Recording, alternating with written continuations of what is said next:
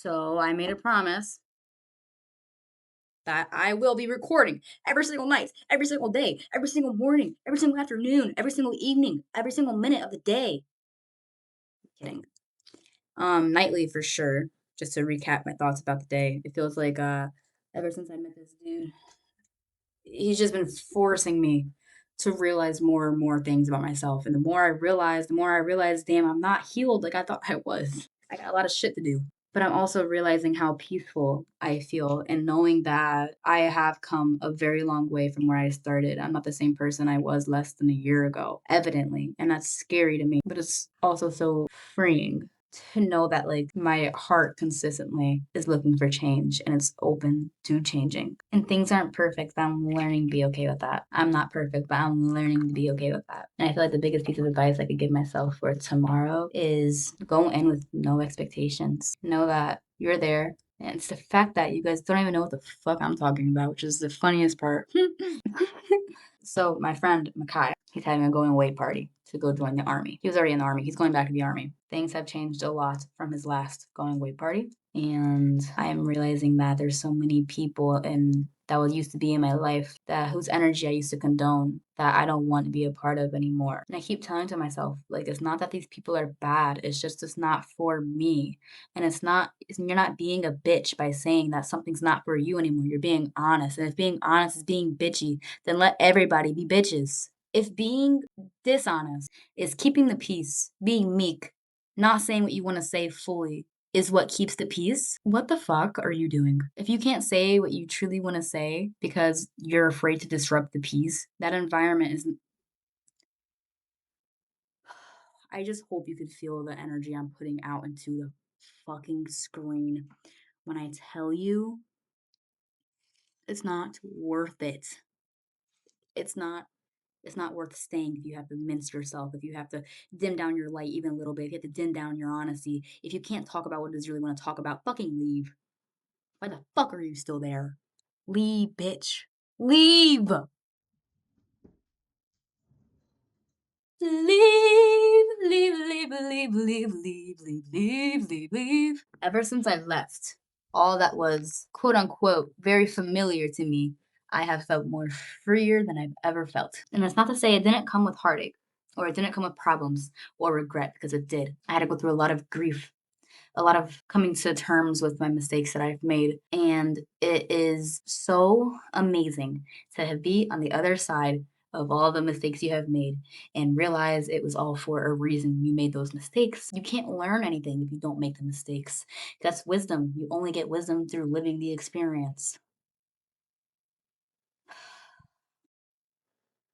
Oh my God. And I feel like I'm going to be tested to see how much my heart fully does have love. I know love's like an energy, I guess you could say, that you can access, like it's all around you. Everything is love. Love's the answer to everything you say. And if you could find it in your heart to fully forgive others, regardless of their circumstance, regardless of how they treated you, regardless of everything, it's like you could finally move past all the barriers that's keeping you from one another. Reminds me of this page in The Alchemist, where it's like Paul Coelho says, I feel happiness because I know I can never be alone. Wherever I go, people understand me. They understand my soul. This continues to give me hope. When I read about the clashes around the world, whether it's political clashes or economic clashes, cultural clashes, I am reminded that it is within our power to build a bridge to be crossed. Even if my neighbor doesn't understand my religion or understand my politics, he can understand my story. And if he can understand my story, then he's never too far from me. It is always within my power to build a bridge. There is always a chance for reconciliation, a chance that one day he and I will sit around a table together and put an end to our history of clashes. And on this day, he will tell me his story and I will tell him mine. We breathe the same air, we walk on the same ground. We don't have the same experiences, which is the only thing that makes us different. But if you had the same experience as the next person, you will probably have the exact same mind and make as them, like a car. What you go through and how you decide to go through what you go through dictates how fast you drive your vehicle. It's like the more you learn and the faster you learn, the more you're on a fast track to like, being on your actually your own path. Because so many times we're not on our own path. So many times we're following what other people want us to do. So many times we're following what other people expect of us, or we're in a relationship that's not for us, or a job, or surrounded by people that's not for us. And I want to tell you that if you feel like you're in an environment where your people aren't for you, they're most likely not. You wouldn't be having that feeling. Being around someone and they genuinely lift you up and want the best for you, you're not going to question yourself and be like, oh, is this person meant for me? Bitch, yes, obviously. Obvious fuckingly. If you're with someone and they're bringing you down and you don't know why you feel drained after hanging out with them, you don't know why you feel a certain way, like you just did something wrong or something, that's when you start to think like, is this right for me? The answer is no. The answer is no. It's not right for you. Listen to your hearts. Listen to your guts. If it's speaking to you, it's speaking to you for a reason. Damn, I remember this one time TMI maybe they put on the fucking internet, but that's gonna be my brand, I guess. Just like being as clear as possible to people. One time, I was in my bathroom at my old house. I was extremely sick and lightheaded, and I was just shitting my guts out, puking. I got naked on the toilet. I was fighting for my fucking life, tooth and nail. I'm so sorry if this is TMI, but people need to know. When you're in such a compromised state and a vulnerable state, your mind is like more fragile to knowing the truth because everything else just gets obliterated. You're only thinking about the core of whatever it is you're going through. When people go through near death experiences, they realize so much important shit and it changes them because everything else gets stripped away and they're only left with the core of what it is that they are supposed to be experiencing or talking about. I don't know. In this compromised state of my physical well being, I get sick a lot when I don't do what's right for me. It's like the universe's way of smacking me on the ass and telling me to get the fuck out of there. I was like begging with God, like, I never want to feel like this again. Please help me. I want to get out of this feeling. You know what I said? I'll break up with my boyfriend and leave my friend group and move. Fast forward a year later, that's exactly where I am. I'm not on my own 2 feet just yet, even though I bet I will be very well off once I am. I am in a completely different area. It's 111 on the clock. Yeah, baby. I'm in a completely different area because sometimes in order to grow, you have to leave the old environments that you once roamed. Ooh, sparkles. So crazy because I'm going through and understanding so much shit. And each day it's more shit to understand and go through. And that's fine because that's life. And if you don't continuously move through this shit, you don't continuously talk about shit, it's going to get stuck. It's going to get clogged. It's going to get lodged. And whatever you want to say is going to get like stuck in your throat. And you're not going to be able to speak about it because you spent too long bearing it. Don't spend so long bearing what you know to be true. Don't spend so long bearing what you know, what would be a help to your life. If you have the feeling to do something and it's coming from your heart, you're not going to know, I feel like, if it's from your heart or not. No, you will. You will. The heart speaks loud as hell when the mind gets quiet. But it's quieting the mind is where we get confused on how to listen to the heart. Quieting the mind takes some time. You need to take some time to really get clear and listen to you. Whatever brings you back to yourself, go and do that. If you know as a kid you love to draw and paint, go draw and paint to get back to yourself. As a kid, I loved analyzing people. I love looking at people and realizing like, okay, why do they do this? Why do they that? I remember looking up like how to be funny because I didn't understand humor. Maybe it was a bit of autism. Maybe it was just me being curious. I've always been curious. So I get curious about myself when I don't understand something. That's how I connect to myself by being curious. I ask myself, why am I feeling this way? Why am I feeling these thoughts? Why do I love to talk? As a kid, I was shunned for talking so much. I remember being babysat by my aunt, and she was just like, maybe it's my cousin. I don't know. She was just like, this kid talks so fucking much. She wants to know about everything. Like, yes, bitch, I do. I'm fucking like 10. I was probably younger than 10. But like, I wanted to know about everything, and I still want to know about everything. And it reminds me, I'm not Christian. I don't believe in a Christian God. I don't believe in a Catholic God. I don't believe in any of that shit. I believe that all religions have truth in them, right? Clock that. Because it's true. Don't be a single-minded and narrow bitch. Like seriously, like don't close off your mind to all of the knowledge the world could possibly offer. Keep your mind open to every single religion, every single perspective.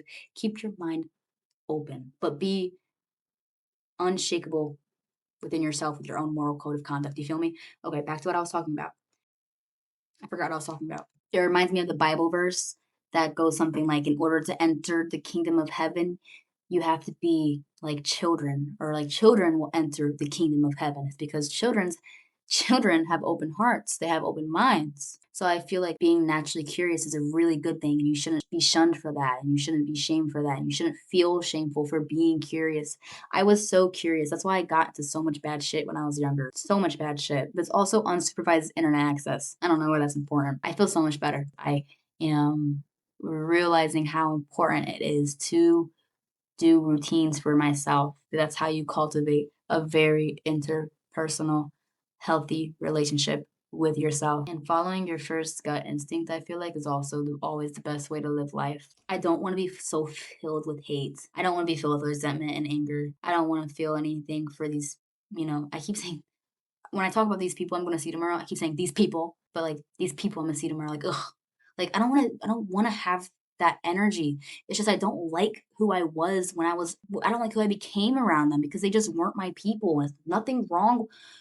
Okay, some people generally just, have issues they need to work through, and those issues bleed through onto everyone, and that sucks. And you can't fix everybody. You can't save everyone. And there gets to a time where you just truly need to focus on yourself. And in order to have a very nice friendship with somebody, or relationship with anyone, regardless of what kind, whether it's romantic, platonic, relational, like family wise, you have to have respect for one another. That's one of the most important things, to respect people. I just found out that someone I haven't even talked to negatively about in any single way hates me for no reason, really.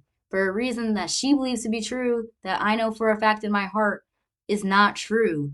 And it's the fact that that opinion she has of me bred, and people around her let it breed without trying to change her mind, is kind of, reminds me why I didn't stay to begin with. There is no mutual respect. The guy I'm going to go see, his going away party, he's the odd one out of the fucking group, bro. Mackay White, I fucking love you, dude. I don't care if you never see this dude. Like, I feel like whoever finds these videos is gonna be so confused. Like, who the fuck is Mackay White? A fucking goat. He's a goat, okay? Although he do be people pleasing sometimes. I'm not gonna lie. He do be doing that. He be doing that a lot. Stop people pleasing, bitch. Make it happen. Remember, make it happen. Be here. Be here. Stickers, bitch. I've come a very long way to knowing myself. And I am very proud of myself. And I still have a long way to go, because I am nowhere near the final form of Kalesia. Okay? I may sound corny to some of you motherfuckers, but guess what? I don't care. I'm a fan of Kanye. I'm sorry. I know Kanye has a bad rap for hating Jewish people, which is not cool. But pre-Jewish hating Kanye, his music was just filled of codes of confidence, self-confidence, and I feel like I've really been learning what genuine self-confidence feels like. I made a dumbass rhyme. I don't know what the fuck. I don't know who the fuck I was feeling like when I wrote that. Like, as not me, but whatever. We make mistakes. See, I just found something that wasn't me, and I just deleted it. I just deleted it. Like, boop, click, done. So you got to do with your subconscious. You find something that's not you. It's a thought that was put in by, like, I don't know, your dad telling you you're a piece of worthless shit and you got to work hard to be loved. Boop, delete. Hey, actually, I don't have to work hard to be loved. Fuck you, dad. Not my dad. That seems to be like a lot of issues, a very big issue for men in general. Like, thinking that they have to. I want hand tattoos. That would be fire. But thinking like they have to be really, special to be loved, or put in a lot of effort to the point where they drain themselves. Men, cut it out. In order for a woman to love you, you just gotta be you and actually genuinely love the woman. That doesn't mean you should try to like capture her in your little cage, though. To truly love somebody is let them shine. To truly love somebody is to let them shine. That is some profound shit. Let them shine. Let it shine. That's actually Let It Die from Lorax. Let it die, let it die. Let it shrivel up and die. It should be let it shine, let it shine. That's why when women are loved right by the right guy, they start fucking glowing. They get like 10 times more beautiful. Like, you ever see a woman that gets married and all of a sudden she's just like the most sexiest bitch you know? It's because she's getting loved right. Sorry. I'm done now. That's the end of my video.